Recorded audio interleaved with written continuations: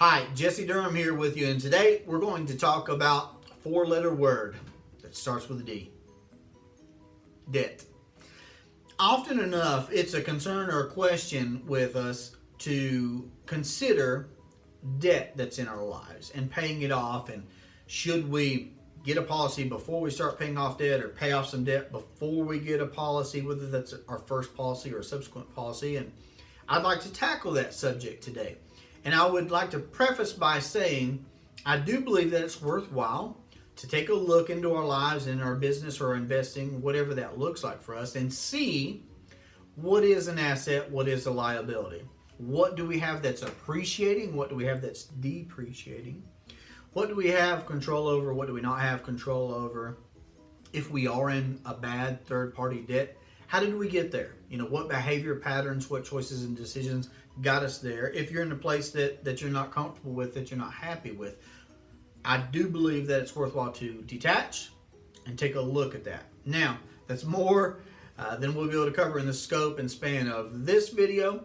But regardless, I would also say that the banking process, the function of banking is going to be occurring regardless of whether we are paying off debt or not paying off debt. So let's take a look at practicing the infinite banking concept as conceived and described by R. Nelson Nash in his book, Becoming Your Own Banker, and see just how we can do both. How we can practice infinite banking and pay off debt. Now, the three rules of banking are pay yourself first. That's going to be premium paid to a policy that you own and control. The second rule is pay yourself with interest. We would pay interest if we borrowed money anywhere else, so we should absolutely value our own money the same and pay ourselves with interest. And then thirdly, recapture that money. Again, it bears repeating. Warren Buffett has said that what's more important than the return on your money is the return of your money. See, if we just approach debt by taking some earned income, whether that's commissions or fees or wages, whatever the case may be, we all have money that comes to us and leaves us. Let's just say that we're going to take some earned income that's been taxed, and then we're going to send it on a mission to pay something off, to pay off debt. Those dollars are never going to return to us. Somebody is the owner and the benefactor and the one in control of the banking function in that whole scenario, and it's not us. And those dollars have left never to return. So again, here what I will promote is the idea that we can be our own banker, that we can own the entity and the process, that we can control it, and we can be the benefactor, all while not taking on any additional risk, not working any harder, and not losing control, but maintaining control instead. So let's take that example of setting aside a portion of our earned income to pay off debt. That's what that looks like. It comes to us, it leaves us never to return, and we were taxed on it.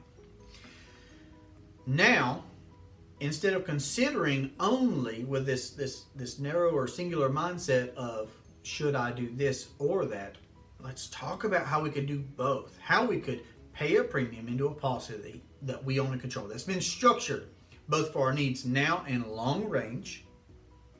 We own it and control it and have access to it. Where those policy premiums will grow uninterrupted, compounding day after day, on weekends, on holidays, etc.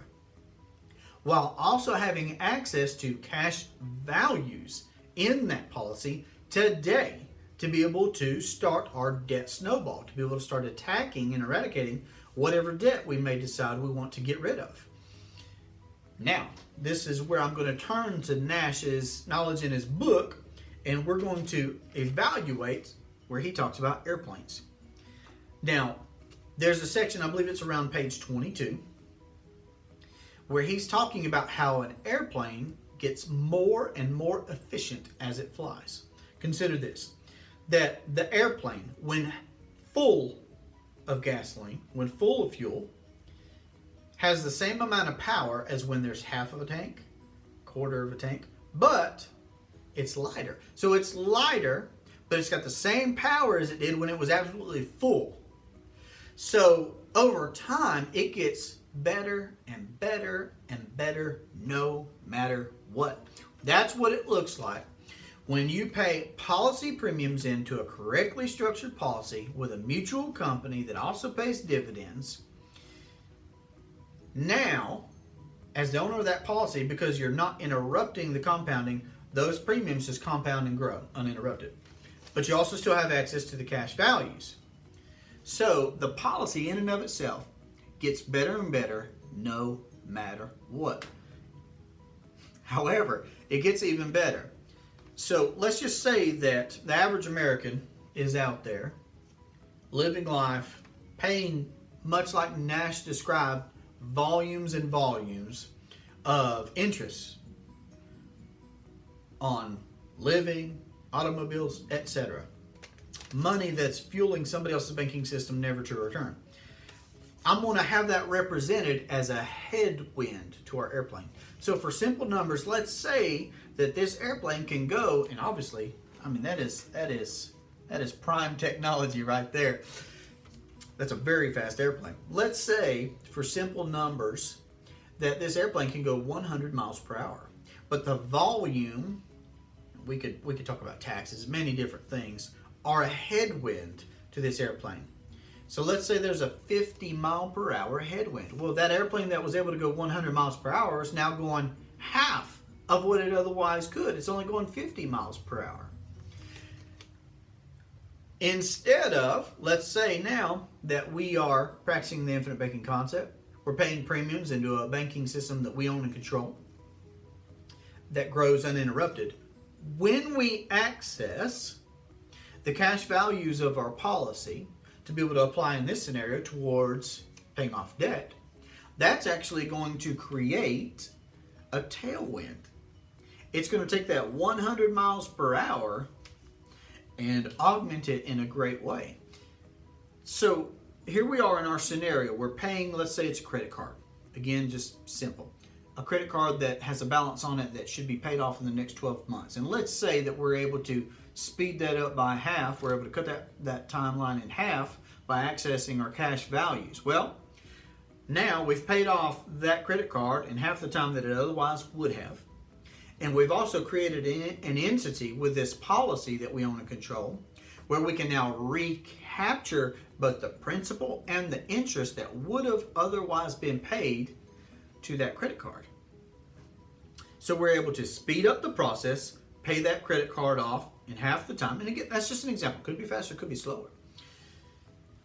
And now, over the second half of that year, the second half of that 12 months, we're able to play honest banker and keep making that payment, but make it to ourselves. So we're getting interest, we're getting the principal. That's all coming back into our banking system. What's that scenario going to look like now? Maybe the plane's going 120 miles per hour. We just increase it immensely. I mean, we're zooming by the other planes now, especially if they've got that headwind, which we do. The masses do. There they are going 50 miles per hour and you're going 120. Now you come to that second item on whatever your list happens to be. When you look, if there's something on your list that you want to get paid off otherwise too, to be able to stop the bleeding of the money that's going out to somebody else's system, never to return to you or your family or your business or your investing. Now you approach that second item and you pay it off by keep paying the payment as it otherwise would have been as regularly scheduled. But now you get to access the cash values of your policy. You get to apply the payment that had been going to that first item, that credit card. So now you're really speeding up this process.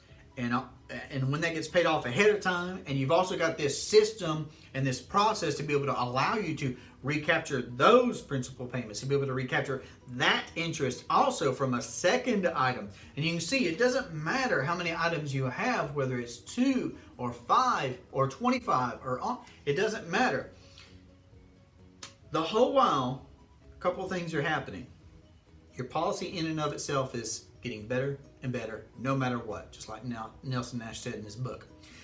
But by us practicing the infinite banking concept and playing honest banker, not stealing the peace, maintaining those payments to this debt snowball, we just keep adding more and more and more of the tailwind to this scenario of we've removed the headwind.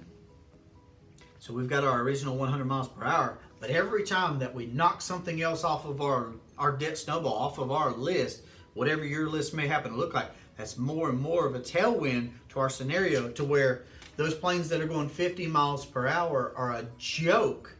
I mean, Nelson in his book, he said, is if you're in any particular business, whatever that business may be, if you're practicing the infinite banking concept, you will win by default against all the other people that are doing whatever it is that you happen to do, professionally speaking. So that's how you can take an otherwise already beautiful airplane, technical marvel, and make it more and more efficient and better and better. And there are a lot of other benefits that goes into this, but I'm really trying to narrowly specifically look at what it looks like to pay off debt that you decide you want to pay off. And that is completely up to you.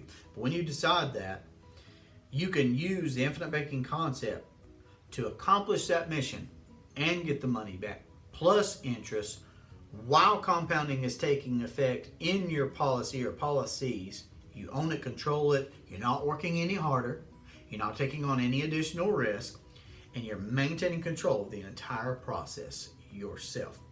So I hope that this has been helpful. I hope that this has been insightful. I hope that this has been a little bit of a visual to consider some things when approaching the idea of paying off debt. If you have any other thoughts, questions, concerns, I'd love to be able to hear them. Whether you like and comment on this video, whether you send an email, it's durhamtalents@gmail.com.